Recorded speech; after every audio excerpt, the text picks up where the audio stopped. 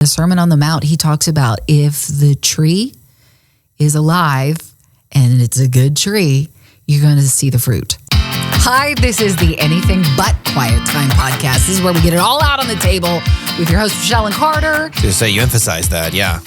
Because it's not quiet. No. It's anything but quiet. It's an out loud, quiet time. These are the times when we are mulling over the things that we're either reading about in Scripture or we're going through that sermon message. Yeah. You wanted to raise your hand with your pastor? Yeah. Oh, that's true. But that's you can't. True. It's better than if you ever went to church camp and they had you do your own quiet time. You know, they did like a morning service and they're like, no, you go off and do your personal time with God. And then half of us fell asleep because we're in the sun in the afternoon and we're going to bed late, you know. But Jesus took naps.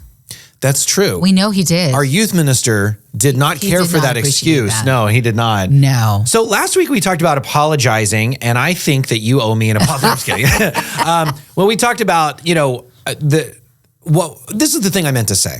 Because sometimes you didn't say the thing you meant to say. I didn't say what you need to say. But this is the anything but quiet time. I know, and I apologize. I didn't say it. We talked about how we don't want to offend people, but what happens if you didn't realize you did, and then somebody approaches you and they say that really hurt my feelings, and in what context and what situations? I mean, what happens if you really didn't do anything knowingly? Are you supposed to apologize?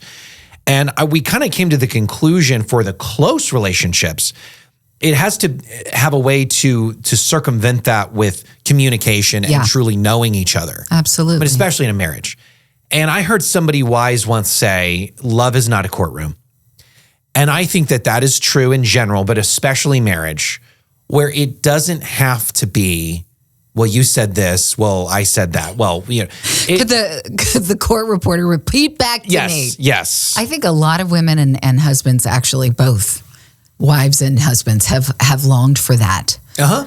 Yeah. But I think that's addressed with the Apostle Paul, right? With the record of wrongs. Don't keep a record of wrongs. There is a sci-fi episode of a show where your mind was a DVR. Oh, yes. And so when the couple argued, they said, you said that. No, I didn't. Yes, you did. And then they could throw up their vision on the wall. You see it and now? Rewind and go, see, you did do that. And it didn't help anything. That was kind of the show's point. That was Black Mirror, right? Yeah. I never saw that episode. The show's awful. Now I have to say that. I was on purpose not saying the name of the show. I did watch that show. When you said sci-fi, we're all like, Star Trek? No. What? That Captain Kirk episode. No, there are certain episodes of Black Mirror. It's like, don't even do that. But that was a fascinating premise. Yes. Where the point was, it's not going to help. It's not going to help to know who was right and who was wrong in every given situation. And so I go back to that pastor at the time. He said that love is not a courtroom.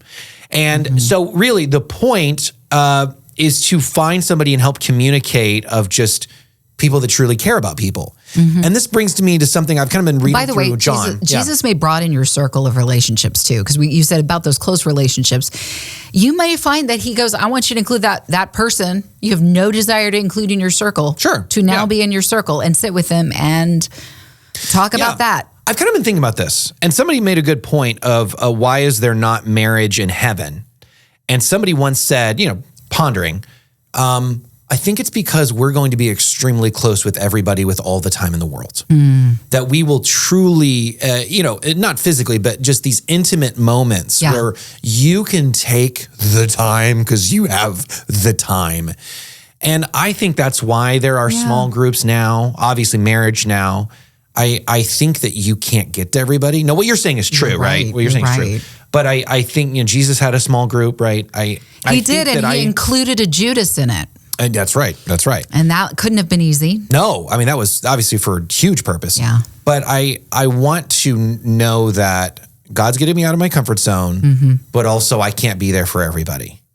And so, especially being intentional with the ones that are close to me. And I think this is kind of what I talked about last week, I was talking about this week, when you then are choosing a church, when you're choosing a job even, who are the type of people that you want to place yourself under their authority? And Jesus says this in John 10. He's saying, I say to you, the one who does not enter by the door in the fold of the sheep, but climbs up another way, he is a thief and a robber. But the one who enters by the door is a shepherd of the sheep.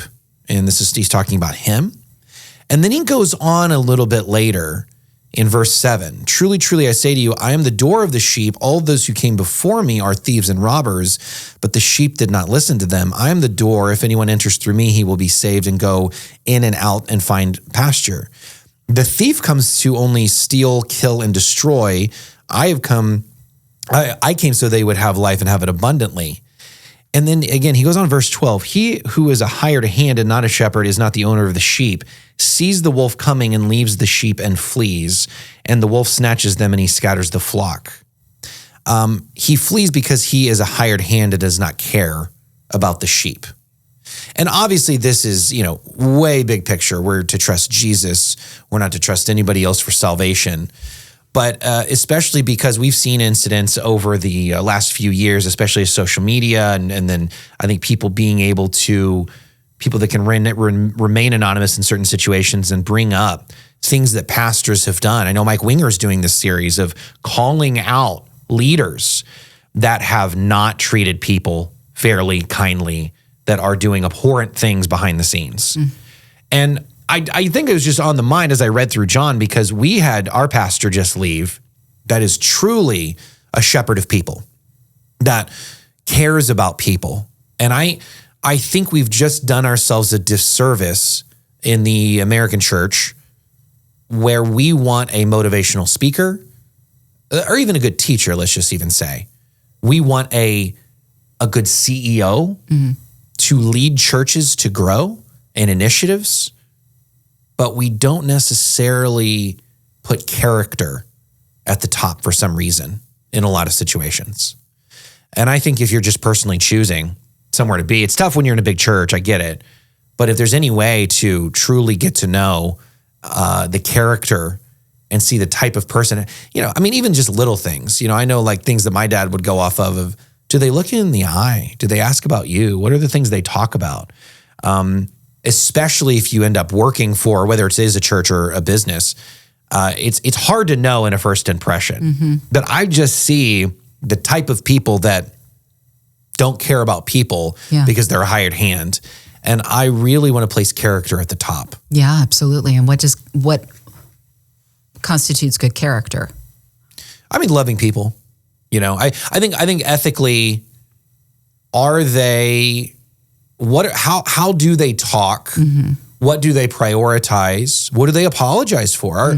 I guess what made me think from that is, are they willing to apologize in certain situations? Sure. And we talked about that last week. You can get in a jaded place, I think, in leadership. With ours, it's not necessarily leadership as much as we are just on a platform. So then you think every single call or email that's a complaint, because a lot of them are ridiculous. But not everyone's ridiculous. We've been, I can't think of an example in this moment, but we've had emails that's like, I see their point. Yeah. We have. And we have to be able to continue to have that humble attitude. Absolutely. And pastors, there are many that don't. I think they're not willing to be, I don't want to go into too much detail, but some of the things that I've heard of lately, even regionally here, are just, man, you don't see any fault in anything that you do for some reason. I think a good pastor is somebody that if a person was to just come to your church and saw your pastor in a set of circumstances that would not even leave an impression on them that was the pastor, that was just a person that was helping and volunteering in the church. And when they saw that man, or if it's a teaching situation or whoever it is, man, woman, take the pulpit and be like, that's the pastor. Right. Oh, that guy. Wow. I think they would sit up a little bit taller and lean in a little bit more. Yeah. Because he's in charge, right? That's the guy in charge. Like if they're not familiar with church services, they don't even really know what Christianity is about. Maybe they heard a Sunday school lesson here and there, or just, the cereal box version where you just read it before going to school. Right. They'd be like, I saw that guy help somebody. Nobody else was noticing. I noticed. Yeah. Yeah. I saw that. Those are the types of things we should look for. and we've talked about cults before. When the congregation is built to do for the leader, that is a cult. Mm-hmm. If the leader commissions to do and includes themselves in the doing for the congregation, then you have a church. Yeah. Because the shepherd's job is to take care of the sheep. It's not that the sheep come over and file his nails, or offer him food and drink. Now, it doesn't mean that the shepherd doesn't get pleasure. Oh, yeah. Attending a flock. The church should take care of their, absolutely. But it's not all about him. The servant, Jesus is so profound with the way he shares and chose every move of his life with intentionality to share how we are to live our lives. We are to serve one another. Yeah. We are to suffer for others. We are to, I remember once I did offend somebody and she called, she was so upset. And I think the word doormat had negative connotations in her life. Maybe she had been abused or taken advantage of in some way. And that's not what I meant. But in many ways, Jesus was treated as a doormat for us to cross over to be with God the Father. He was abused, despised, rejected, reviled and persecuted is something we should anticipate. It's in the 9 Beatitudes. Talks about this is what's going to happen, and you're blessed if it does. So if a pastor opens his arms to what have you, if that's part of the job, I think you might have a man of integrity there. Yeah. I think the George Washington example that we've heard maybe in school where the general is on the horse, but as soon as he sees that a tree is blockading and the men need help, he gets off the horse. Nobody has any idea it's General Washington. Yeah. They just see a man get off his horse to help. And he gets back on the horse. That was General Washington. That's so neat. Yeah. It's such a great, but Jesus did that before he died for us. He did the servant job. And then, of course, the act of death on a cross. Right. The greatest act of service of all kind, because he certainly did not deserve any guilt attributed. None. I think of our pastor who, again, he just had to step aside for health reasons. And it was one of those things where, we had a party for him that Sunday night after his last Sunday morning service. And there may have been more people there at night than there was in the morning. Yeah, just to love on a lot of people that don't go to church there anymore came back, right? And it was a beautiful picture of just the appreciation of a man who served well and will still serve well in another capacity, just not a senior pastor. And his last sermon was, "It's not about me, it's about Jesus. This church rolls on." Yeah. Right.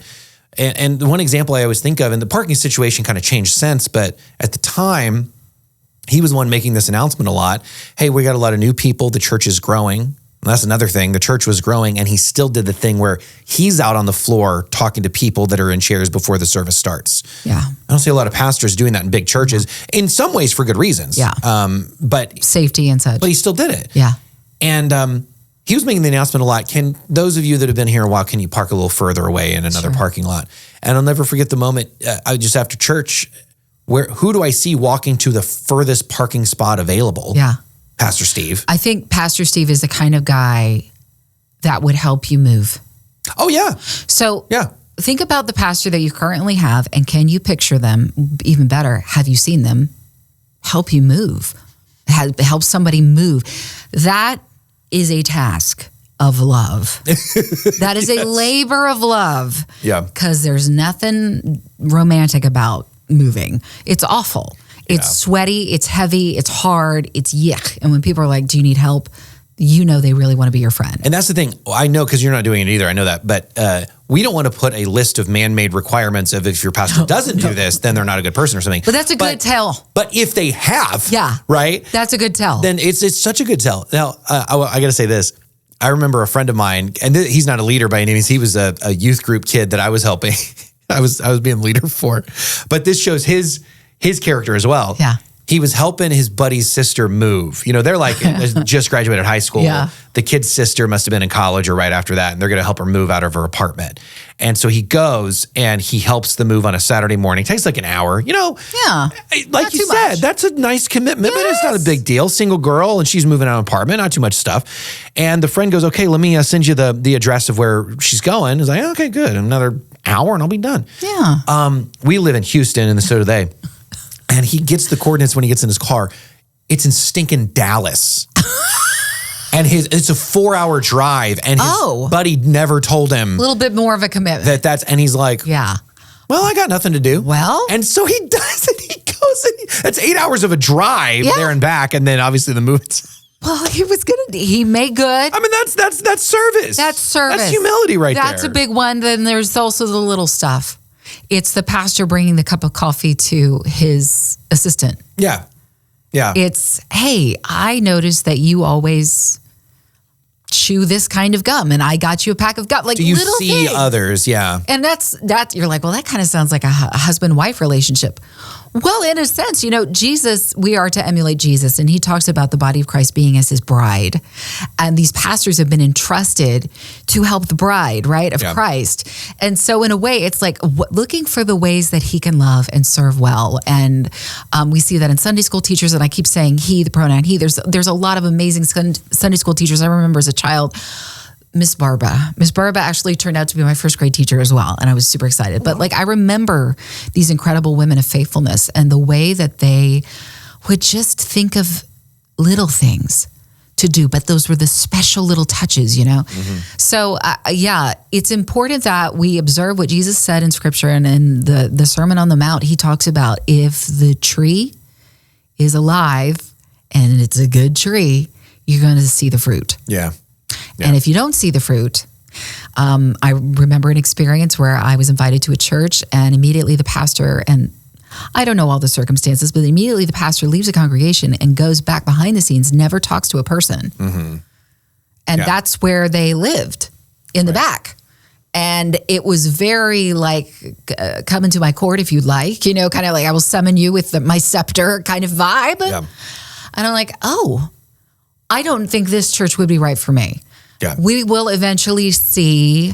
I'm a little guarded to point out other churches where, look, if I have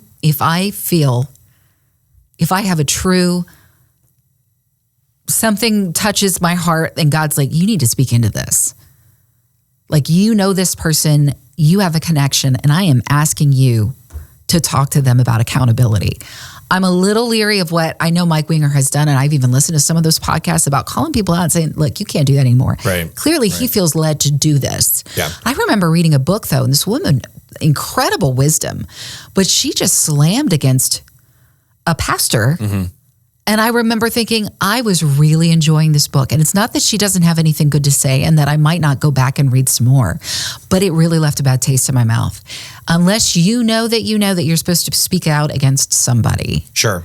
And there are rules with that, certainly, especially collectively like that. Because we're instructed, you go to the person, and then you bring witnesses, and then you tell the church. And in this forum, for Mike Winger's example, the church collectively to Christians, to believers. And we're talking about if a crime is not involved. If a crime is involved, you get the police involved. Yeah. No, absolutely. But yes. But especially when some of these people that he's talking about have international ministries that are online ministries. Now, he's not going to do that to, pastor of a church of 500 people in a local town, right? Yeah. That's going to be, those people have to handle that in that local way.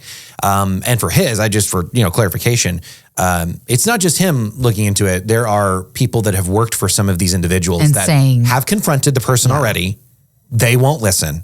And now they're collectively going to Mike because of the platform and saying, we got to tell people about this. And I think to speak to a pastor that stays behind the scenes, because what I'm doing really right here is kind of questioning the culture more than I am somebody specific. Because, for example, I just hosted 3 services on Easter. Mm-hmm. All I did was the announcements, basically. That's what that means. I'm exhausted. And I'm sitting backstage in between each service, just catching my breath. Sure. And so I know that structurally and for the sake of services and for everything else, that pastor might need a moment's peace. Absolutely. But at what cost? And I even mean the way the services are set up. It's very draining. At what cost to him? Yeah. I've heard of pastors doing 5 services a day. Yeah. And then you can't be the people person that you might need to be in certain contexts. I know we all have different gifts. So I don't want to have this blanket You have to statement. have boundaries so you can continue to do the job that God has tasked you to do. Absolutely. I'm talking about something that it gives you a red flag and there's a hesitation. Yes. Like it's not it's not like one of these things, I'm looking for something to, it was like, there were some things that had transpired in connection with this person already. Sure. That it kind of flagged me. And then that happened. And I thought, I don't think this church is right for us. Yeah. Yeah. So, and you need to follow that piece. Yeah. As I've gotten older, that's been a lot more important. Yes. Because it used to be about music and then it used to be about teaching, and to some degree, for me, that is more important still than music. But then you have the kids factor potentially. Is the kids ministry good? But I think it's gotta come down to the people, the congregants too. Yeah. The people, the community, and the character and the quality. And I don't mean, quality in terms of was the music great and the lights and all that. I mean the quality of people, and are there red flags there? And I might be sacrificing the look of how church should be on Instagram. Rather, I might go to, let's just say this, I might go to a goofy, hokey, small town church, and it might be the best decision. And do you feel comfortable inviting people? Because you know what? Church is in part about you and being filled up for the week. And hopefully you get that out of a quiet time, whatever that looks like every day. That you're being filled up in some way, whether you're reading God's word, you're singing praise and worship, you're obviously prayer time with the Lord. But it's also about, are we just sitting here in the same pew every week? Are there still pews? There was when I was a kid growing up. Yeah. But am I just sitting on the same bench every week, day in and day out? I hear a good message. That was amazing. I go on, but never would invite anybody to go with me. We got to get the word out. And I want to bring them to a church where they see that pastor helping that girl move to Dallas. Very true. That was a pastor that helped us when we moved here to Houston. It's somebody we knew for a very long time, lived here for a while, was our pastor for a while. It didn't matter how many years had gone between us seeing him last. He drove all the way from Katy, which if you live in the Houston area, that's a stretch from where we live in Humble, Texas. When you're coming on down to Houston, it ain't just, hey, I'm going to see that city. It's like... forever long. It's huge. If you it's say, a big, expansive area. Hey, I'm going to be in Houston. Where at? And then they say the other side of town. You go, see you next time. Yeah. We're not getting together for lunch. Yeah. It's almost as long as that pastor had to drive to Dallas. So it's a long ways away. But he blood, sweat, and tears started moving us. He put his money where his mouth is, for lack of a better saying. Sure. And honored God in service to the congregation, and honored God by listening to the petty reactions from a person. I'm sure my dad was a pastor, and you hear a lot of the petty stuff that comes home with them, and they have to just release it over to Jesus. Yeah. It becomes like that thing you talked about last week when you're like the offenses that happen or whatever, the little things, they start stacking up on that shelf of life, and you're like, it's going to break me. And you just have to release it all. But these men and women who have given their lives to in some way lead, if they are sharing mostly grace, if they are leaning into that, I think you got a winner. And we have to encourage that. And I mean, obviously we've been talking about the wisdom in picking a church. Yes. But we have, once we know that we can give them the benefit of the doubt, then we should love them well. I mean, you have to love them well, because it is a hard job. Yeah. And it's usually thankless. Oh, yeah. Unless you're the person that's doing the thing that you just said. Let's thank them. Absolutely. Thank you. Well, then we will see you next time. Yeah. And more with Rachelle. I'm going to tell you Bible math. Bible math? I don't even like math. I like this math. And it's one of those, like, I had to take a picture of this math equation because it was so exciting about our Lord. And I despise math, even though I know it's important for engineering. and accounting and keeping the books. I know it's important. It's not my thing. And this time it's my thing. I was kind of excited. Okay. Well, that's next time on the Anything But Quiet. Please watch anyway. You're like, I hate math too.